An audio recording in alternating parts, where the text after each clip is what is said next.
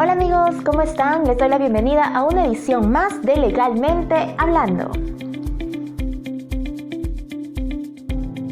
Y bueno, damos inicio, a Legalmente Hablando, tocando un tema bastante polémico y también un punto muy importante, y es que este martes 29 de octubre el Tribunal Constitucional fue un día clave para ellos y para todo el Perú, porque por fin se pronunció con respecto a la demanda competencial interpuesta por el expresidente del Congreso, Pedro Olaechea. Y es que muchos definitivamente se preguntaban, si es que se debería admitir o si es que se debería archivar la demanda. Pero ¿cuál fue la respuesta del Tribunal Constitucional? Pues ellos admitieron la demanda competencial. Ya más adelante vamos a explicar los diferentes escenarios con respecto a esta respuesta final. Pero vamos por partes. ¿Cómo es que sucedió todo esto? ¿Cómo es que se llegó a este punto? Y es que recordemos que después de la disolución del Congreso, dado el 30 de septiembre del 2019, a los pocos días el señor Pedro Olaechea, actualmente presidente de la Comisión Permanente, interpuso esta demanda solicitando que se anule esta disolución. Pero muchos constitucionalistas declaraban que esta demanda sería inválida y no tendría legitimidad. ¿Por qué? Porque en el artículo 109 del Código Procesal Constitucional dice claramente que al interponer o al realizar un proceso competencial se debe hacer a través de sus titulares, y también se requiere la autorización y la votación de un pleno. Entonces, como no hay pleno porque el Congreso ya no existe, está disuelto, y tampoco hay titular porque el señor Pedro Olaechea ya no es presidente del Congreso, simplemente es presidente de la Comisión Permanente, entonces esta demanda no tendría validez.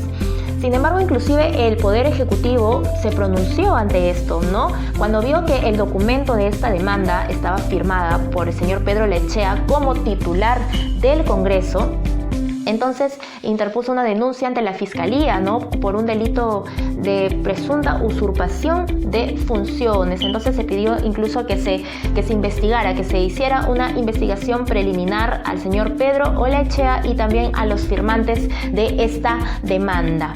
Sin embargo, es importante también entender, qué es y en qué consiste una demanda competencial. Viene a ser un mecanismo constitucional a través del cual el Tribunal Constitucional decide a qué poder del Estado o a qué organismo constitucional autónomo le corresponde el ejercicio de una determinada competencia. Entendamos por el término competencia como sinónimo de función, atribución o facultad, Entonces sería la función que tiene cada poder del Estado o cada organismo autónomo constitucional.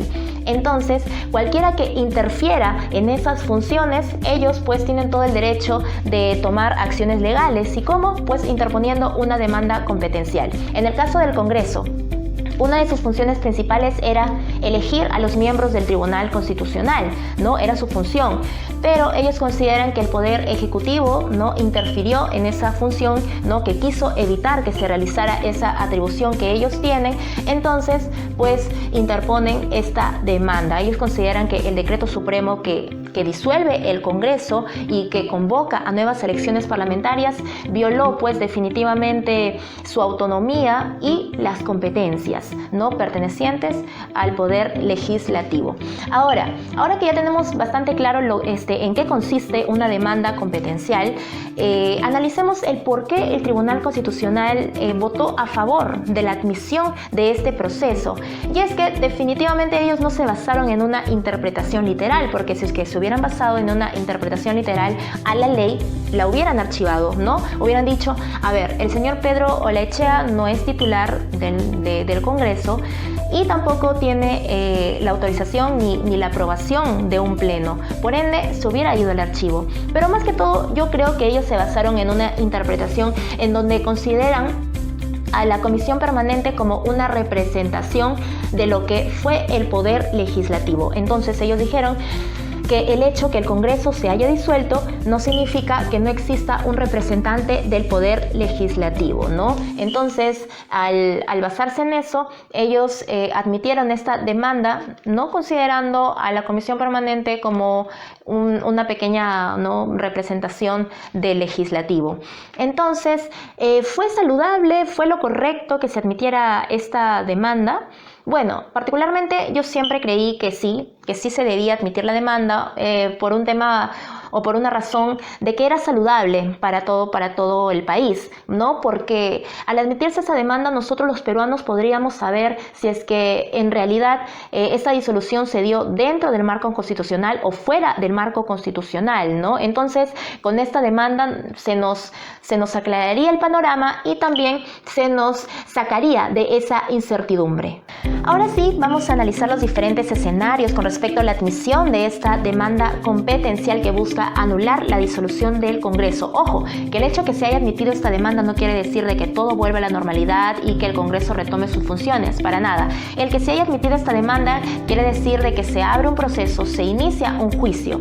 Cabe resaltar también de que el señor Pedro Olaechea, aparte de interponer esta demanda, también solicitó una medida cautelar.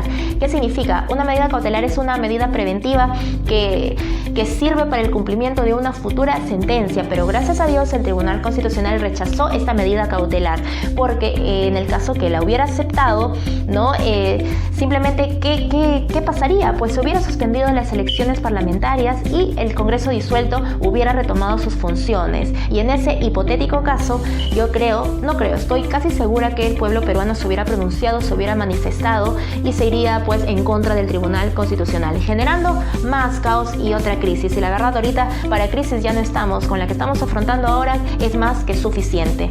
Ahora sí, retomemos el proceso competencial, ¿no? Esta demanda, ¿cuánta duración tiene? En realidad este trámite tiene una duración de 3 a 4 meses. Ahorita el Poder Ejecutivo tiene 30 días para responder esta demanda, pero si hacemos cuentas, ahorita estamos noviembre, diciembre, enero, febrero. Para febrero aproximadamente el Tribunal Constitucional ya tendría una respuesta, una sentencia a esta demanda, ¿no? Entonces, para ese tiempo el Congreso ya estaría instalado, ¿no? Ya se hubieran dado las elecciones parlamentarias, pero ustedes se preguntan, entonces, ¿para qué sirve todo esto de la demanda? Sí sirve. Nos serviría a nosotros para saber si es que esta disolución fue constitucional o fue inconstitucional.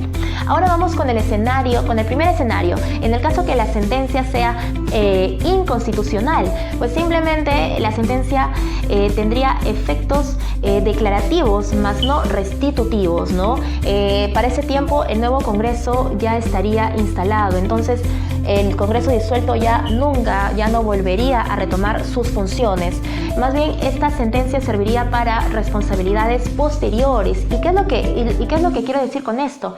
En el caso que se declare inconstitucional esta disolución, pues la responsabilidad caería en el presidente de la República, Martín Vizcarra. Se abriría un juicio político contra él por el delito de infracción a la Constitución. Y este juicio se abriría después de su gobierno, porque siendo presidente cuenta con la inmunidad, entonces no se le puede acusar, ¿no? Ni mucho menos pues juzgar ni sentenciar. Entonces ya sería después de su mandato en el que se iniciaría este juicio político.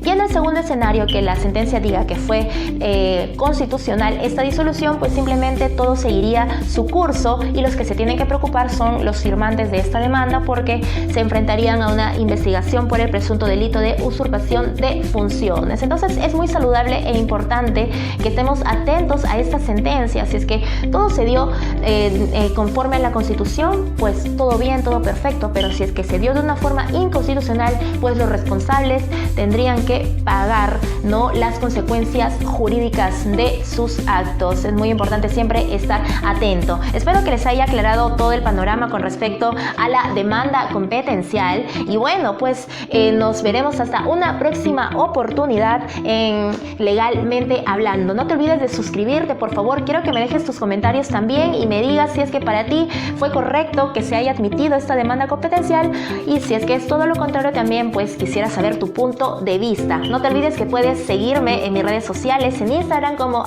@WenGutierrez y en Facebook también como Wen Gutiérrez. Hasta una próxima oportunidad. Chao, chao.